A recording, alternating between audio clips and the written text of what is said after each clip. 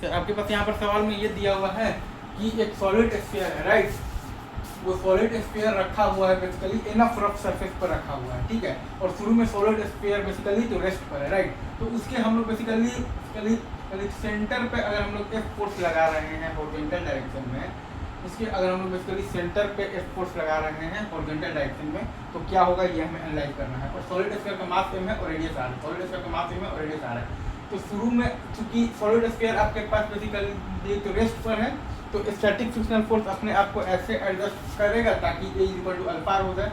Static frictional force अपने आप को ऐसे एडजस्ट करेगा ताकि A equal to alpha r हो जाए, right sir, is it true. तो हमने स्टैटिक फोर्स मतलब कि तो हमने बेसिकली स्टैटिक फ्रिक्शनल फोर्स का डायरेक्शन मान लिया है बैकवर्ड डायरेक्शन में है, राइट।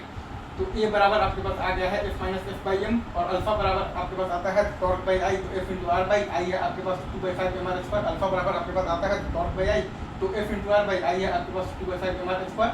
फिर हमने लगा दिया है A बराबर अल्फा, तो वो लगाने से हमारे पास बेसिकली F बराबर आ गया है 2f/7, तो A बराबर आ गया है 5f/7। अगेन चूंकि ये सॉलिड स्फीयर बेसिकली इनिशियली तो रेस्ट पर था, शुरू में तो रेस्ट पर था, तो स्टैटिक फ्रिक्शनल फोर्स अपने आप को ऐसे एडजस्ट करेगा ताकि A equal to alpha r हो जाए, राइट।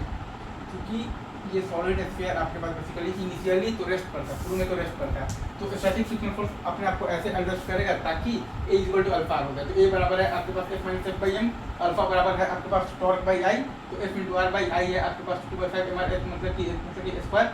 अल्फा होता है आपके पास टॉर्क बाई आई, तो F into r by I है आपके पास 2/5 एम आर स्क्वायर।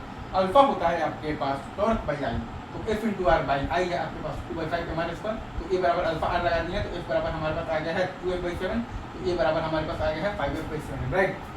ये हो गया। अच्छा बस खाली तो वही केस में अगर बेसिकली एक सॉलिड स्फीयर है ऑफ मास m और रेडियस r इनिशियली तो रेस्ट पर ही है, ठीक है, और अगर वो फिर से रखा हुआ है बेसिकली इनफ रफ सरफेस पर रखा हुआ है मान लीजिए, राइट। तो यहाँ पर भी अगर आप ध्यान दीजिएगा ना सर, तो इनिशियली चूंकि वो रेस्ट पर है तो स्टैटिक फ्रिक्शनल फोर्स अपने आप को ऐसे एडजस्ट करेगा ताकि A इक्वल टू अल्फा हो जाए। इनिशियली चूंकि वो रेस्ट पर है तो स्टैटिक फ्रिक्शनल फोर्स अपने आप को ऐसे एडजस्ट करेगा ताकि A इक्वल टू अल्फा हो जाए।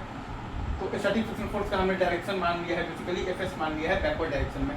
स्टैटिक फ्रिक्शनल फोर्स का हमने डायरेक्शन मान लिया है Fs मान लिया है बैकवर्ड डायरेक्शन में। तो A बराबर आ गया है F minus f by m, alpha बराबर होता है हमारे पास टॉर्क और बाई आई, मतलब कि F plus f into r by I है हमारे पास 2/5 हमारे पास। अल्फा बराबर होता है हमारे पास बेसिकली क्या होता है टॉर्क बाई आई, तो F plus f into r और बाई आई है हमारे पास 2/5 हमारे पास। अल्फा बराबर होता है हमारे पास टॉर्क बाई आई, मतलब कि F plus f into r by I है हमारे पास 2/5 हमारे पास। A बराबर अल्फा आर लगा दिए हैं, तो F बराबर आ गया है हमारे पास माइनस 3f/7, तो A बराबर हमारे पास आ गया है 10f/7। इजी। यहाँ भी वही है कि क्योंकि शुरू में आपके पास सॉलिड स्फीयर इनिशियली तो रेस्ट पर है, तो स्टैटिक फ्रिक्शन फोर्स अपने आप को ऐसे एडजस्ट करेगा ताकि A इक्वल टू अल्फा हो जाए, ठीक है sir, easy. I hope you all are enjoying this video.